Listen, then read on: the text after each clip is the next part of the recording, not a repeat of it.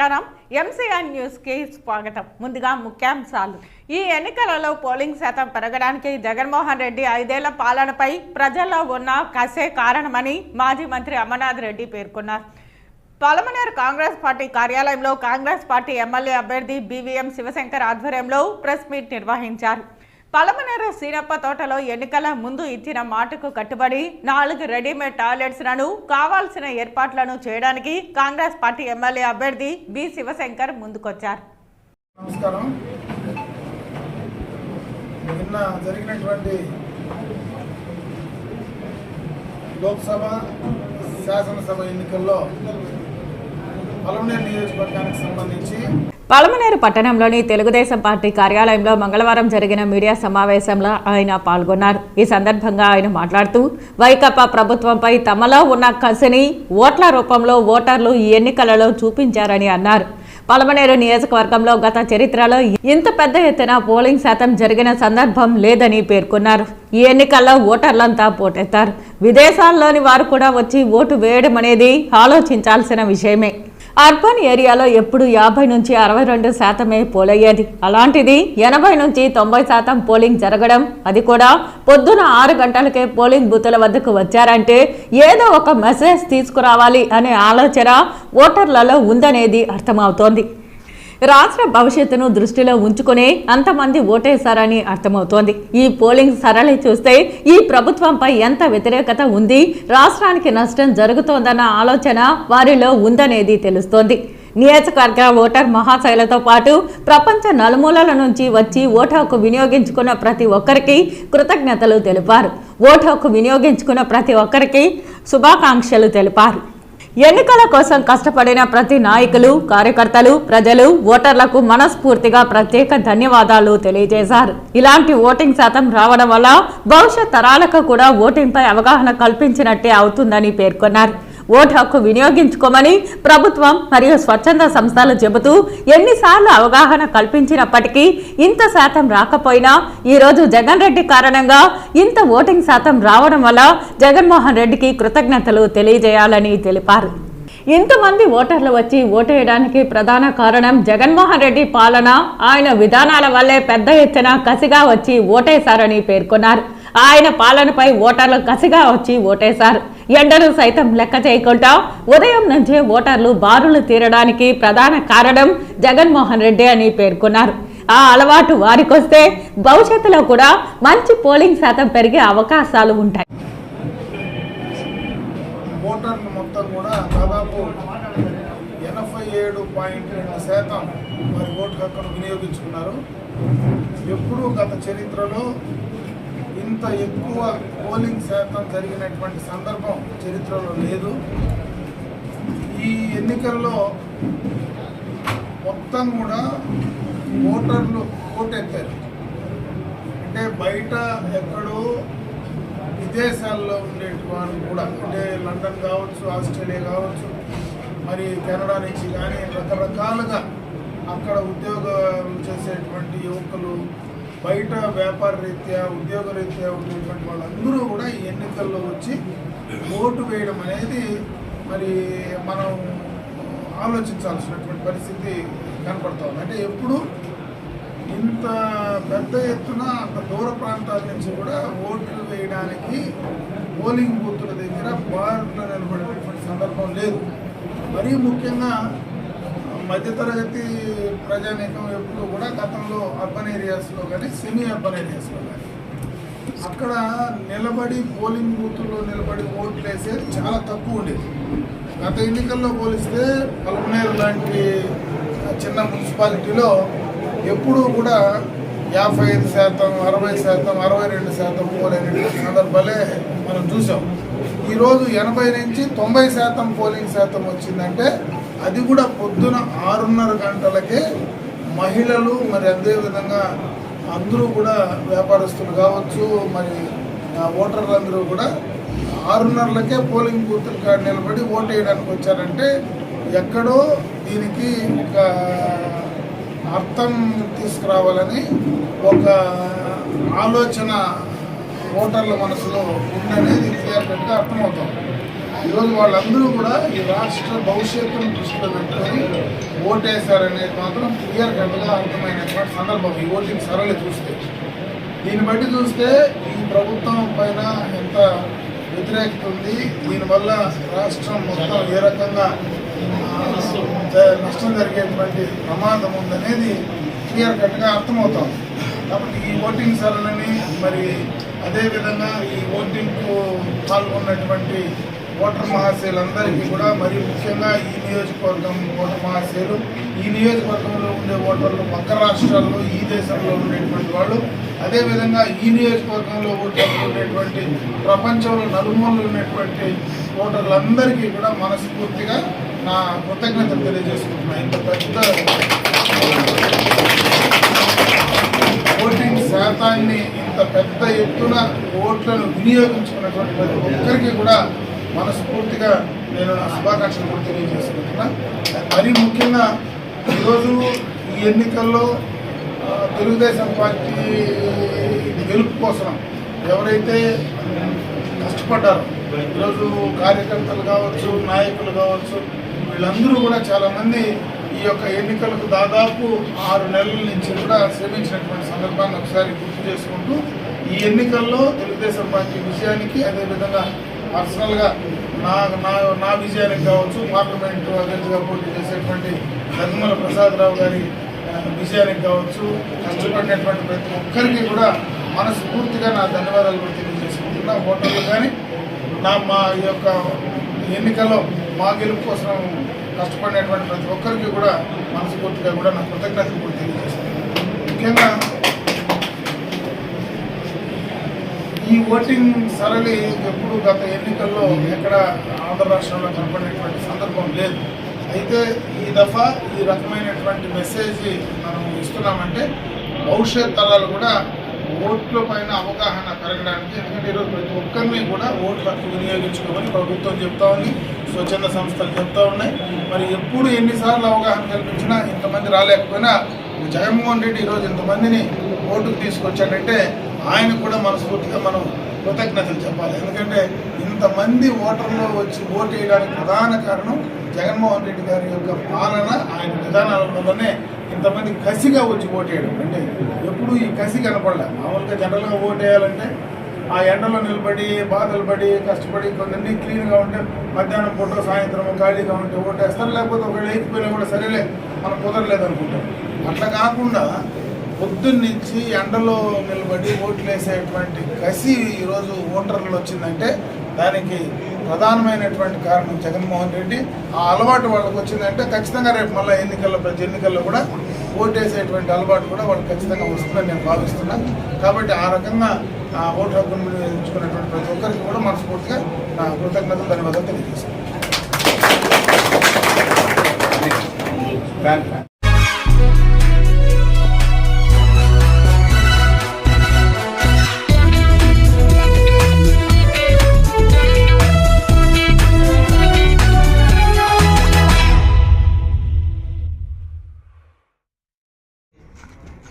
నా నమస్కారాలు. పలమనేరు కాంగ్రెస్ పార్టీ కార్యాలయంలో కాంగ్రెస్ పార్టీ ఎమ్మెల్యే అభ్యర్థి బీవీఎం శివశంకర్ ఆధ్వర్యంలో ప్రెస్ మీట్ నిర్వహించారు. ఈ ప్రెస్ మీట్ లో స్వతంత్ర ఎమ్మెల్యే అభ్యర్థి ఎస్ అరుణకుమార్ పార్టీలకు అతీతంగా ఈ రోజు బి శివశంకర్ ఆహ్వానం మేరకు ప్రెస్ మీట్ కు రావడం జరిగిందని తెలిపారు. గందరగోళంగా పోయినాము, కష్టపడినాము, బాధపడినాము, ఎక్కడన్నా పోయి ప్రశాంతంగా రెస్ట్ ఎత్తుకున్నాము. 13వ తారీఖు ముగిసిపోయింది అని చెప్పని అందరూ రిలాక్స్గా ఉంటారు. కానీ యాక్చువల్లీ రాజకీయం ఆరంభం కావాల్సింది 13వ తారీఖు నుండినే. ఎప్పుడైతే ఎలక్షన్ అయిపోయిందో 14వ తారీఖు నుండి ఇదే యాక్టివిటీస్ ప్రతిరోజు జరగల్లా, ప్రతిరోజు ప్రెస్ మీట్లు జరగల్లా, 15 రోజులకు ఒకసారి ప్రెస్ మీట్ జరగల్లా, 20 రోజులకు ఒకసారి ప్రెస్ మీట్ జరగల్లా. ఒక్కొక్కసారి అభ్యర్థులు కానీ ఎవరైనా అందుబాటులో లేకపోయినా 24 గంటలు అహర్నిశలో ప్రెస్ మీట్ అనేది ఈ 2-3 నెలల్లో ఏ విధంగా అయితే పనిచేసిందో సమస్యల పైన కానీ, ఈ నియోజకవర్గంలో ఏమేమి జరగాల ఏమేమి జరగకూడదు అనే దానిపైన కానీ తప్పకుండా 100కి 100 రూపాయలు ప్రెస్ మీట్ ఫస్ట్గా పూనుకోవాల్సిన పరిస్థితి ప్రెస్ పైన జవాబుదారీ ఉండాలి. ఏమో వచ్చినా ఎలక్షన్ అయిపోయింది అనేసి కాకుండా ఇంకా ఎవరు ఉన్నా లేకపోయినా ప్రెస్ అయితే నిరంతరంగా ప్రతిరోజు నియోజకవర్గం సమస్యలపైన, నియోజకవర్గంలో అభివృద్ధి పైన, నియోజకవర్గంలో ఉండే కొన్ని ఇష్యూస్ పైన తప్పకుండా 100% ప్రెస్ సహోదరులు 24 గంటలు యాక్టివ్గా ఉండాలని చెప్పని, వాళ్ళు ఉంటేనే గొప్పగా అభివృద్ధి సాగుతుంది అని చెప్పని నేను మనస్ఫూర్తిగా మీ అందరికీ విన్నవించుకుంటాను సార్. ఇండిపెండెంట్ ఎమ్మెల్యే అభ్యర్థులుగా చాలామంది పోటీ చేసినారు. ఇండిపెండెంట్ ఎమ్మెల్యే అభ్యర్థులుగా పోటీ చేసిన దాంట్లో అరుణ్ కుమార్ గారు మాకంటే సీనియర్ ఆయన, ఏఐటి మేము గవర్నమెంట్ జూనియర్ కాలేజీలో చదివినప్పుడు మాకంటే సీనియర్ ఆయన ఏదైతే ఐడియాలజీ నేను చూశానో మేనిఫెస్టో, నేను పలమనేరు రూపురేఖలు మార్చే 12 పాయింట్స్ పైన వచ్చేసి నేను మేనిఫెస్టో రెడీ చేసినాను. ఈ మేనిఫెస్టోనే కాకుండా ఉన్న తక్కువ కాలంలో అదే విధమైన ఒక మేనిఫెస్టో ఆయన సిమిలర్గా ఉండే విధంగా ఒకే ఐడియాలజీ నాకు కనపరిచింది. అందుకని చెప్పని నేను ఒకసారి ప్రెస్ మీట్లో మాట్లాడాలనుకున్నాను. ఆయన ఐడియాలజీ ఏముంది, ఆయన అసలు ఏమనుకున్న పలమనేరు నియోజకవర్గానికి ఆయన ఎమ్మెల్యేగా పోటీ చేసి ఇంత దూరం వరకు వచ్చినారంటే ఏదో ఆయనకు ఐడియా ఉంటుంది. ఏం ఐడియా అనే దానిపైన కొన్ని డిస్కషన్స్ అన్నీ కూడా జరగాలని చెప్పి ఈరోజు ప్రెస్ మీట్ పెట్టినాం. ప్రెస్ సహోదరులు ఏ విధంగా అయితే ఇన్ని రోజులు యాక్టివ్గా వచ్చినారు, రియలీ చాలా సంతోషం. ఎలక్షన్స్ అన్నీ కూడా చాలా సజావుగా జరిగింది. ఎలక్షన్ కమిషనర్ కానీ, మన ఆర్డీఓ కానీ, మొత్తం పోలీస్ సిబ్బంది కానీ, ఇతర పార్టీలు కానీ అన్నీ సజావుగా ఎలక్షన్స్ అనేది చేసుకొని వచ్చినాం.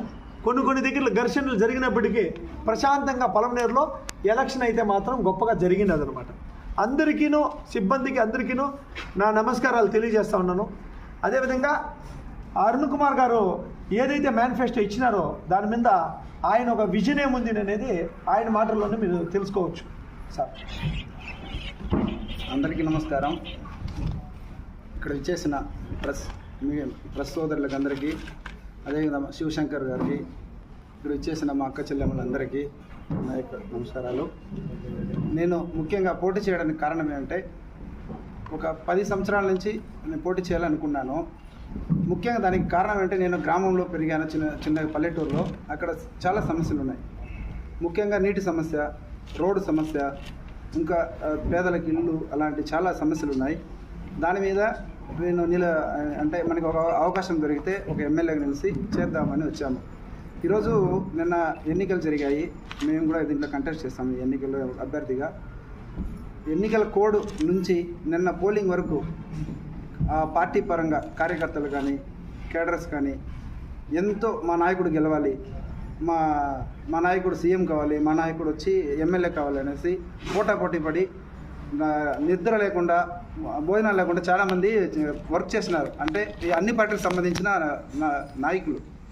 అదేవిధంగా మీ గ్రామాల అభివృద్ధి కోసం దానికంటే ఎక్కువ మీరు మీ నాయకులని గెలిచిన తర్వాత ఎవరైనా కావచ్చు, శివశంకర్ గారు గెలవచ్చు, లేదంటే వేరే నాయకుడు గెలవచ్చు, ఎవరు గెలిచినా ఇప్పుడున్న మీ ఈ పోటీతత్వం ఓట్లు వేయించుకోవడానికి ఉన్న పోటీతత్వాన్ని మీ ఊరి గ్రామాలకి అభివృద్ధి కోసం కానీ, మీ పట్టణ అభివృద్ధి కోసం కానీ దీనికంటే ఎక్కువ పోరాడితే మన నియోజకవర్గం ఎక్కడో వెళ్ళిపోతుంది అభివృద్ధికి. ఈరోజు చూస్తే నేను వెళ్తూ ఉంటే అన్ని గ్రామాలకు వెళ్ళాను. ఒక ప్రెగ్నెంట్ లేడీ ఒక ఈది వదిలి ఇంకొక ఈదికి నీళ్లు తీసుకోవడానికి వెళ్తుంది బిందెలో. మనకి స్వాతంత్రం వచ్చి ఎన్నో సంవత్సరాలు అవుతుంది. ఈరోజు గ్రామాల తాగునీటి సమస్య చాలా ఉంది. ఆ త్రాగునీటి సమస్య కూడా మన నాయకులు చేయలేకపోతున్నారు. నేను అనేది ఏమంటే, ఈయన మా బ్రదర్ చెప్తూనే ఉన్నాడు, కలిసాం మేము ఫ్రెండ్సే. ఇప్పుడు ఎలక్షన్ కోసం మేము కలవలేదు, ఇది ఒక ఆత్మీయ సమావేశమని వచ్చాము. నేనేమనంటే, వాటర్కి ప్రతి మండల కేంద్రంలో ఇప్పుడు ఒక ఎమర్జెన్సీ, హెల్త్ ఎమర్జెన్సీకి ఒక ఇది ఉంటుంది, అంబులెన్స్కి ఫోన్ చేస్తాం. అలాగా ఒక వాటర్ ఇష్యూ, ఈయన కూడా చాలా చోట్లకి వెళ్తే వాటర్ ఇష్యూస్ ఉంది. అక్క చెల్లెమ్మలు నీళ్లు లేకుండా బాధలు పడుతున్నారు, బిందెలు తీసుకొని ఊళ్ళో వస్తున్నారు. ఆ వాటర్కి ఒక హెల్ప్ లైన్ నెంబర్ ఎందుకు పెట్టకూడదు? ప్రతి మండలంలో ఒక హెల్ప్ లైన్ నెంబర్ పెట్టాలి. వాటర్ సమస్య అయితే విత్ ఇన్ 1 or 2 daysలో. ఈరోజు మా ఊర్లో వాటర్ లేదు, 2 days అవుతుంది. ఎవరిని అడిగితే అది మోటార్ కాలిపోయింది, 2 రోజులు అవుతుంది, 3 రోజులు అవుతుంది అనే సమాధానం చెప్తున్నారు. దానికి ఒక టీం ఉంటే వెంటనే స్పందించదు కదా. ఆ వాటర్ సమస్యను గ్రామాల్లో వాటర్ సమస్య వస్తే అక్క చెల్లెమ్మలకి ఇబ్బంది ఉండదు. ఇలాంటి చాలా ఉన్నాయి. నాకు చేయాలని వచ్చాను. ఎవరికొకరికి భగవంతుడు అవకాశం ఇస్తారు, వాళ్ళు తప్పకుండా ఇలా చేయాలి. వాళ్ళకి మేము సహకరిస్తాము. అందరూ చేసుకోవాలి. ఎందుకంటే ఇక్కడ ఉన్న అందరూ లోకల్ వాళ్ళే, నాన్ లోకల్ ఎవరు లేదు. మన ఊరు, మన పట్టణం, మన నియోజకవర్గం అభివృద్ధి చేయాలని ప్రతి ఒక్కరు తాడుతూ వచ్చాను. ఈవెన్ ఈయన కూడా, మన శివశంకర్ గారు కూడా. ఎవరికి అవకాశం దొరికినా వాళ్ళు తప్పకుండా దాన్ని యూటిలైజ్ చేసుకొని మా అక్క చెల్లెమ్మలు కానీ అందరికీ అన్ని విధాలుగా హెల్ప్ చేయాలి. ఒక హాస్పిటల్ పరంగా కానీ అన్ని పరంగా రావాలనేసి నేను ఒక మేనిఫెస్టో తయారు చేసుకున్నాను. దాని గురించి మాట్లాడదాం. తప్పకుండా సార్. ఏం దీంట్లో ప్రధానమైన అంశాలు ఏముంది? మీరు రెడీ చేసిన మేనిఫెస్టోలో ప్రధానమైన అంశాల గురించి కొంచెం చెప్పండి సార్. ఈరోజు నిరుద్యోగం సమస్య సార్. మా ఊరికి వస్తే నేను మా ఊరి గురించి మాట్లాడతాను. అంటే మన ఊరే. మా ఊరిలో చాలామంది డిగ్రీ చదివిన వాళ్ళు, పీజీ చదివిన వాళ్ళు, ఉద్యోగాలు లేకుండా, అట్లీస్ట్ అందరికి గవర్నమెంట్ ఉద్యోగాలు కాదు, ఒక ప్రైవేట్ జాబ్ కూడా లేకుండా మొబైల్లో గేమ్లు ఆడుకొని ఏదో ఒక ఇది ఉపాధి హామీ పథకాలకు వెళ్ళడము, ఊరిలో ఏదో ఉన్నాయి కదా 100 రోజుల పనులు, అలా వెళ్ళుకొని ఏదో పనులు కష్టపడుతున్నారు. వాళ్ళకి ఎందుకు మంచి ఇండస్ట్రీస్ తెచ్చి వాళ్ళకి ఉపాధి అవకాశాలు ఎందుకు కల్పించకూడదు అనేసి నా ఫస్ట్ థాట్. మళ్ళీ రెండోది, ఈరోజు ఇక్కడ మనకి చిన్నపిల్లలకి ఒక హాస్పిటల్ కావాలి. ఒక పేదవారు చిన్నపిల్లల్ని హాస్పిటల్కి తీసుకొస్తే 1000 రూపాయలు 2000 రూపాయలు అవుతుంది వాళ్ళకి. అది 10 గంటలు దాటితే పొలంలో ఒక హాస్పిటల్ ఉండదు. వాళ్ళకి ఒక మంచి హాస్పిటల్ కట్టడానికి ఏమైపోతుంది? ఒక మంచి డాక్టర్ని పెడితే 24 అవర్స్. అది ఒక థాట్. ఇది అవుతుందో లేదా ఇది చిన్న విషయాలే, అయితే ఒక ఎమ్మెల్యేగా చేయొచ్చని నా ఒపీనియన్, అంతే. మళ్ళీ మూడోది, ఒక పొలంనేరుకి వచ్చి ఒక IIIT కాలేజ్. ఈరోజు ఐటీ రంగంలో లక్షలు జీతాలు వస్తున్నాయి మా పిల్లలకి. ఈరోజు గవర్నమెంట్ ఉద్యోగాలు అవసరం లేదు, మంచి చదువుకుంటే ఒక IIIT కాలేజ్ పెడితే దాని ద్వారా ఐటీ కంపెనీలో ఇక్కడ పక్కన బెంగళూరు, హైదరాబాదు, చెన్నై వెళ్ళి మంచి ఉద్యోగాలు తీసుకొని మన ఉద్యోగాలు తీస్తే గ్రామాలు అభివృద్ధి అవుతారు. ఇంకోటి ముఖ్యంగా ఇది ఎందుకంటే ఈరోజు ఇవాళ ఇలాంటివన్నీ చేయలేకపోతున్నారు. ప్రభుత్వ పథకాలు ఇస్తున్నారు ప్రజలకి. ఆ ప్రభుత్వ పథకాలు ఎంతవరకు వాళ్ళకి ఉపయోగపడుతున్నాయి? ఈరోజు ఒక ఉద్యోగాలు కల్పిస్తే పిల్లలకి, వాళ్ళ ఫ్యామిలీ మొత్తం ఈ గవర్నమెంట్ కాదు, ఇంకా 4 గవర్నమెంట్లో మారినా వాళ్ళ ఫ్యామిలీ మొత్తం బతుకుతుంది. అలా అనేసి ఇది కొంచెం ఇంజనీరింగ్ IIIT కాలేజ్ పెడితే మంచిది, వాళ్ళకి ఉద్యోగాలు వస్తున్నాయి. మళ్ళీ ఇక రైతులు, ఈరోజు వ్యవసాయంలో ఏది గిట్టుబాటు లేదు. అందుకని రైతులకు ఏదైనా ఒక 50,000 ఆర్థిక సాయం చేసి వాళ్ళు ఆవులు కొనుక్కోవచ్చు. ఆవులు కొనుక్కుంటే ఒక ఆవు ఉంటే ఇల్లునికి సాకేస్తుంది. అలాంటి తాట్లో అది రైతులకు 50,000 అనేసి నేను ఇచ్చినాను. మళ్ళీ చిరు వ్యాపారస్తులు ఈరోజు ఫైనాన్స్ తీసుకుంటుంటారు. ఒక 10,000 తీసుకుంటే 1000 రూపాయలు ఇదవుతుంది, ఇంట్రెస్ట్ తీసుకుంటారు. దాని ద్వారా వాళ్ళకి ఇబ్బంది పడుతుంటారు. వాళ్ళకి కొంచెం హెల్ప్ఫుల్గా ఉంటే వాళ్ళ బిజినెస్ డెవలప్ అవుతుందని వాళ్ళకి ఒక 25,000 రూపాయలు ఇచ్చినాను. మళ్ళీ ఈరోజు ట్రాన్స్పోర్ట్, మన పొలంనేరుకి ఈరోజు ఎలక్షన్ కూడా ఒక ఎగ్జాంపుల్, ఎలక్షన్కి వచ్చినారు చాలామంది, బెంగళూరు నుంచి వచ్చినారు యువత మనకి ఓటు వేయడానికి. వాళ్ళు ఇక్కడి నుంచి బస్సులో వెళ్ళాలంటే సరైన రవాణా సౌకర్యం లేదు మన వాళ్ళకి. ఉన్నాయి బస్సులు, చిత్తూరు డిపోలు, మన కర్ణాటక బస్సులు వెళ్తున్నాయి. మన ఊరిని ఎందుకు మన వాళ్ళకి ట్రాన్స్పోర్టేషన్ కల్పించకూడదు? ఒక బస్సులు పెట్టి ఈరోజు గవర్నమెంట్ రంగం అయిపోయింది ఆర్టీసీ, అలా చేయొచ్చు. అలా లేదు, ఒక ఎంపీ చొరవ తీసుకుంటే రైల్వే ట్రాక్ తీసుకురావచ్చు. ఈరోజు పెద్ద పెద్ద బైపాస్ వేస్తున్నారు. ఈ బైపాస్ కానీ ఇంకో పెద్ద బైపాస్ వస్తుంది అక్కడ, అది బిజినెస్ కారిడార్ అనేసి. అలాంటి పెద్ద పెద్ద హైవేలు కన్స్ట్రక్షన్ చేసేటప్పుడు ఒక రైల్వే ట్రాక్ ఎందుకు ప్రపోజల్ పెట్టకూడదు? మన ఎంపీ గారు ఎవరైనా కానీ, ఎంపీ గారు సెంట్రల్ గవర్నమెంట్తో చొరవ తీసుకొని చేయొచ్చు, ఎందుకు చేయకూడదు అనేసి ఆ తాటికి వచ్చినాను. అదొకటి. మళ్ళీ ఈరోజు కిడ్నీ, హృదయ సంబంధిత వ్యాధుల్లో చాలామంది బాధపడుతున్నారు. ఈరోజు పేదవాళ్ళకి ఒక డయాలసిస్ చేసుకోవాలంటే చాలా వాళ్ళు ఆస్తులు అమ్ముకోవాల్సి వస్తుంది. వాళ్ళకి ఒక మంచి డయాలసిస్ సెంటర్ పెట్టచ్చు పొలంనేరు. అదే వ్యవస్థ ఆలోచిస్తాను. చాలామంది కిడ్నీ సమస్యలతో బాధపడుతున్నారు మా పొలంనేరు. దాని గురించి ఒకటి. మళ్ళీ ఇంకా మీడియా సోదరులకు ఒక ప్రెస్ క్లబ్ కట్టి వాళ్ళనేసి, ఆ ప్రెస్ క్లబ్ కట్టిస్తే కూడా ఆ ప్రెస్ క్లబ్ ప్రైవేట్ ఈవెంట్స్కి ఏమైనా ఇవ్వచ్చు. ఏదైనా ఒక పెళ్ళికి కానీ, ఏదే ఎంగేజ్మెంట్ కావచ్చు, లేదా బర్త్డే పార్టీస్ కావచ్చు, దాని ద్వారా వచ్చే ఇన్కమ్ని మీరు యూటిలైజ్ చేసుకోవచ్చు మీ ప్రెస్ వాళ్ళు. అని కాదు, ఇలా ఈరోజు కూడా పోయి చూడవచ్చు మనం. నేనే కూడా వీడియో తీస్తాను మా ఊరు పక్కనే. అలాంటి ఊరికి రోడ్ లేదు. మన పొలంనేరుకి గుర్తింపు వచ్చేది గురుపాక్షపురం, చాలామంది తెలుసు. ఆ ఊరికి రోడ్ లేదు. ఇది నా థాట్. మళ్ళీ గంగవరానికి ఇండస్ట్రియల్ పార్క్ తీసుకురావాలి, అంటే ప్రతి మండలానికి ఒక ఇండస్ట్రియల్ పార్క్ తీసుకురావడం. మళ్ళీ పెద్ద పంచాయతీకి ఒక ఇండస్ట్రియల్ పార్క్ తీసుకోవచ్చు. అక్కడ గంగవరం పెద్ద పంచాయతీలో ఒక ఫుడ్ ప్రాసెసింగ్ సెంటర్ పెట్టాలి. ఏదో ఒక యువతకు వచ్చి ఉపాధి కల్పించడానికి. నేను ఎన్ని మేనిఫెస్టోలో వచ్చినాను. నాకు ప్రజలు అవకాశం కల్పిస్తే తప్పకుండా చేస్తాను. అది ప్రజల చేతిలో ఉంది. అది నాకు ఇవన్నీ నేను ప్రజల్లోకి వెళ్ళడానికి నాకు మంచి ప్లాట్ఫామ్ దొరకలేదు. మా బ్రదర్ కల్పించినారు. ఇది ఎలాంటి పార్టీకి సంబంధించిన మీటింగ్ కదా, ఆయనకు కాల్ చేసినారు 2-3 రోజులుగా. నేను ఎలక్షన్ ముందే అడిగారు, లేక నేను కలవలేదు. ఎందుకంటే అది ఇద్దరు ఒక కంటెస్ట్ చేస్తున్నాం కాబట్టి కలవకూడదు, అది వేరే రకంగా వెళ్తుంది అనేసి నేను కలవలేదు. నేను ఇది రిజల్ట్ వచ్చిన తర్వాత మాట్లాడదాం అనుకున్నాము. ఇప్పుడే అది సమయం దొరికింది. దేనికి మన చేతి లేదు, సమయం దొరికింది కాబట్టి వచ్చినాము. అంటే మన శివశంకర్ బ్రదర్ పిలిచిన ఇది నాది.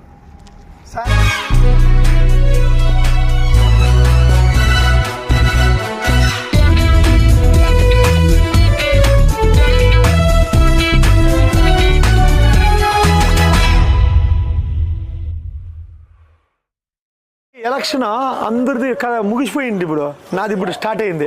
ఆ రోజు మాట ఇచ్చిన పలమనేరు సీనప్ప తోటలో ఎన్నికల ముందు ఇచ్చిన మాటకు కట్టుబడి 4 రెడీమేడ్ టాయిలెట్స్ లను కావాల్సిన ఏర్పాట్లను చేయడానికి కాంగ్రెస్ పార్టీ ఎమ్మెల్యే అభ్యర్థి బి శివశంకర్ వచ్చారు. కాలం మీద పెట్టేద్దామా, పెట్టచ్చమ్మా. ఈడైతే నాకు తెలుసుమా, మీరు కానీ కొంచెం సహకరిస్తే ఈ జాగా వాళ్ళు ఈడు పెట్టేసి ఏం పొయ్యకు వచ్చాకే కదా పాపమా, పోనీలే ఈడు పెడితే కరెక్ట్గా ఉంటుంది. మాది వీటిని ఇంకా ఇటు వరకు ఇంతే అన్న, ఇంకేం లేదు. ఈడ పెట్టచ్చన్నా, ఇది పెట్టేదానికి కూడా గార కరెక్ట్గా ఉంది, దానికి లెగ్స్ ఉంటుంది, ఎత్తుకొని వచ్చి పెట్టిపిచ్చేస్తాం అంతే. ఎవరు లేకన్నా ఎమర్జెన్సీ అయిపోతే ఇటుకు వస్తారు. దీనికి కావాలంటే కూడా రింగ్ చేసి పిట్టు గొంతు లోడేయచ్చు రోడ్లో ఏడన్నా, అంతే అంతే. ఈడే దాని వరకు కూడా రాదు, జస్ట్ పొయ్యేకి వచ్చేకి క్లీన్ చేద్దాం, క్లీన్ చేయొచ్చు. క్లీన్ చేయించేసి అదే ఇక్కడ నుండి సార్ ఇంత వస్తుంది టాయిలెట్, 3 కలిపి వీటికి వస్తుంది, ఇంతే. 3 టాయిలెట్స్ పైన డ్రమ్ వస్తుంది, ఈడ యూజ్ చేసుకో.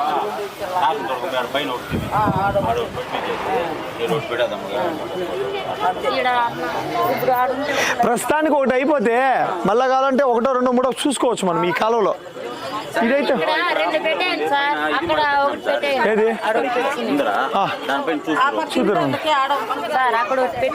చిన్నది ఉన్నిలే ఇది పెడేస్తే ఇస్తాలు. ఈడెక్కేదానికి ఏమన్నా గ్రిల్ అంతే అంతేలే, రెడీ చేపిచ్చేస్తే క్లియర్. ఈడొక టాయిలెట్ ఓకే, ఈడొక ఇట్లా వస్తుంది, ఈ టాయిలెట్ పెట్టించేద్దాం. ఒక టాయిలెట్ ఈడ ఓకే, ఈడొకటి ఓకే అయిపోయిందమ్మా. ఎమర్జెన్సీకి పైన ట్యాంక్ ఉంటుంది, ఎమర్జెన్సీకి ఒక టాయిలెట్ అయితే ఓకే అయిపోయా. ఆడ 3 వస్తుంది, 1, 2, 3 వస్తుంది, 3 ఒకటే, ఆడ 3 ఈడొకటి క్లియర్, అంతేనా? ఈడొకటి ఆడ 3 క్లియర్ ఏమ్మా, అంతేలే, అంతే కదా. ఓకే, ఇదైతే ఇమ్మీడియట్ వస్తుంది. అది ఆ పక్కన ఇంకా ఎట్లా పెట్టేది ప్లాన్ చేస్తాం, మార్నింగ్ రెడీ చేసేద్దాం. సరే అన్నా, ఇది ఒక టాయిలెట్ వస్తుంది ఇక్కడ, అక్కడ 3 టాయిలెట్లు వస్తుంది క్లియర్. అక్కడ 3 ఒకటే వస్తుంది, అది 3 ఒకటే సెటప్, అది 3 వస్తుంది. ఆడ అది కరెక్ట్ గా ఉంది, ఏం ప్రాబ్లం.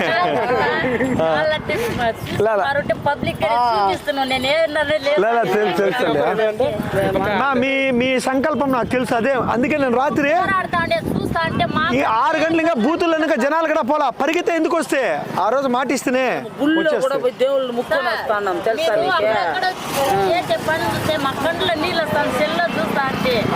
సంక్రాంతికి వేస్తాను మా ఇంటి.